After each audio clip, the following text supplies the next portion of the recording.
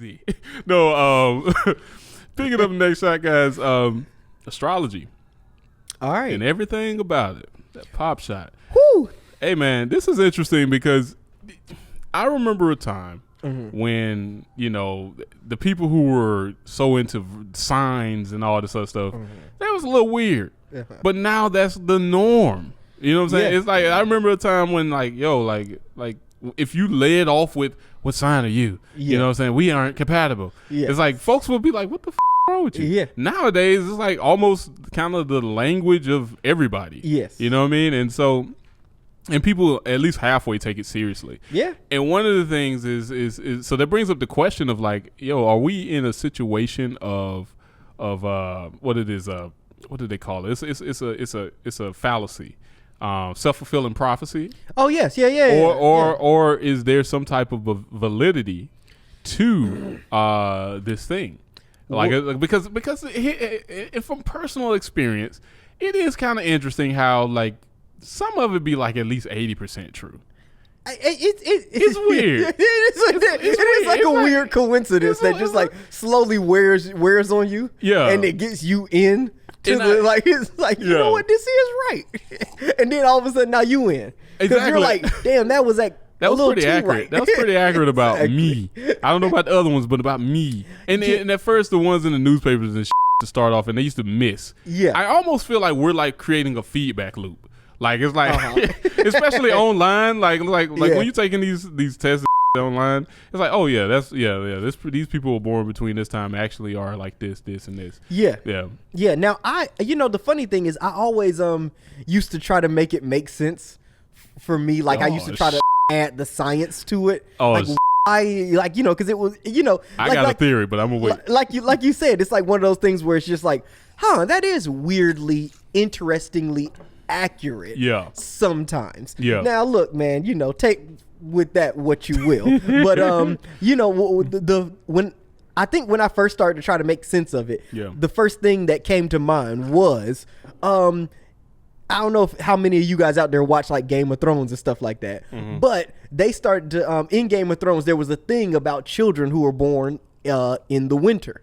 You know what I'm saying? Like the different seasons because, and it would wear on their personalities differently. People who were born in the spring were like this. The children born in the winter were like this. Children born in different seasons, whatever. Yeah. And I started to think, does that maybe just have something to do with it? Like the temperatures, the climate of when you were born maybe has something to do with acting on your personality, because like you said, sometimes it's like it'd be scary accurate sometimes. You're like they are like that, and then you be like 8 friends down the list looking at the chart like, damn, all of you, like this is actually like even to the point of like the cuspers. So like it's like if people are on the cut, like the folks who are just Leo or just Capricorn or something, it's like, no, you act a lot more like the sign behind you than your sign because you're on that cusp.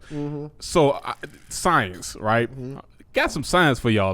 This one, and then and I want whoever listening to this, please get this back to the grand scientists of the world, right? This needs to be scientist supreme. The Zol scientist, the Zol of research, the scientist supreme. Yeah, get this back to him or her, and get researched, because here's my theory. All right, and this is crazy. This is crazy.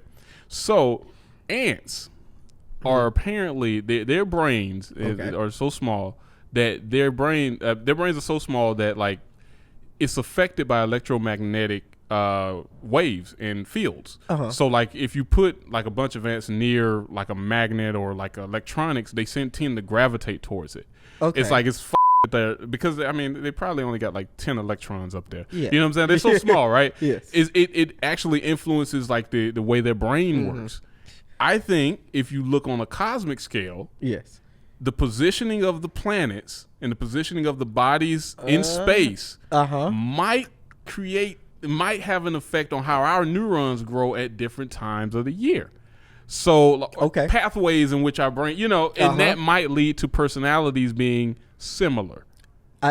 You get what I'm saying? No, I actually. On a mass, like, so for us, a motherboard will change an ant's mind and how it works, right? Uh-huh. For humans, for something to be on that scale would have to be planetary. Uh-huh. And so different times of the year, different planets all around and pulling that the gravitational pull's different. Our brains might be developing along the same pattern. So. I actually believe that what you're hitting on is probably what some of the people who initially came up with this concept were maybe even thinking. Like they might have been like, well, the way that these planets align and their effect on us, XYZ, and it's not too far from then you starting to go, hey, well, does that mean that you're this kind of person? Or under the moonlight, different cultures talk about how the different things out there affect us. For sure. And to me, see, my thing is this, like, if you are a person who is spiritual or religious in any way, when it comes to the idea of astrology, to me, it's you at that point it's you're one step to the left or the right. Like at that point it's it's like once you start to say that if you believe in magic, which or 10 armed gods, hey, look, whatever it is, and when I say that to you guys who are listening out there, I am counting myself a part of that. Say like it's like if you are a religious person, then you to some degree, to a large degree, believe in magic. Believe that there are forces out there that we cannot explain, we cannot scientifically quantify them, and that there are forces pulling on us as people. Now, once you cross that barrier and you say that I believe those things, look, man, you're one step to the left or the right of really any religion. You can't denigrate. You can't decide like, well, it's like, exactly. It's like, well, that's just like, saying crazy people science. It's like, no, bro. At that point, everything that we're in is crazy people. Once we've decided that, hey, these religions or spirituality is a thing, then all of this is, is in play. Yeah, everything's in play at that point. You can, I remember one time,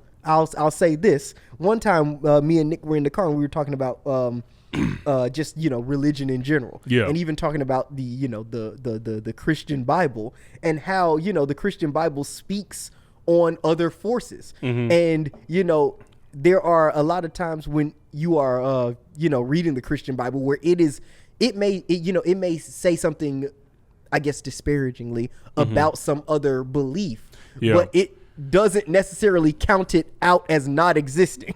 It's like, no, it's telling you that it's like, hey, there are other forces out there that are, that are in play. I thought it was my phone. It's like, it is telling you that there are other forces out there that are in play.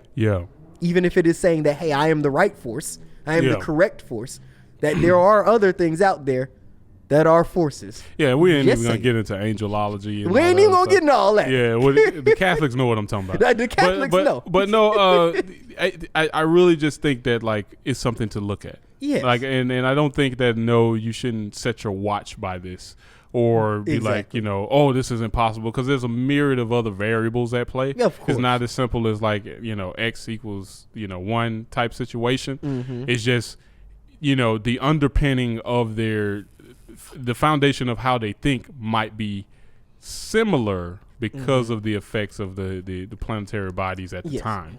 But as you were saying, it could be a myriad where they grew up and how they grew up and all this other shit. It's just, it has an effect on it. But I do think it should be studied, and I don't think we should continue to dismiss it. Exactly. It's something about it, and maybe there's some psychologists out here who are like, Nick, y'all are dumb as like they like this is this effect on this and this is the bias on this. It's like, well, I still want to look at it because the thing is that like science gets real weird.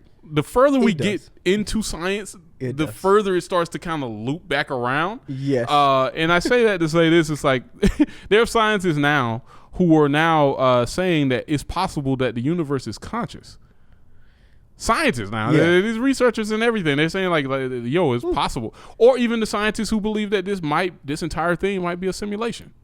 I mean, and that's not I'm not, again, y'all know how I feel about conspiracy theories, right? It's like, yo, like present it as a theory. All of this is just theory, guys. Yes. I'm not saying this is what it is. I'm just saying some credible folks are saying that it's a possibility that we are in a massive computer simulation right now. This is the Matrix.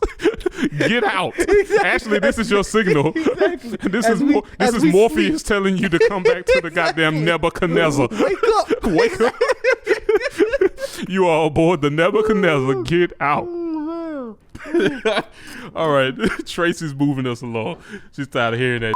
But they said, what the hell they on this episode? They done smoked some heavy dank.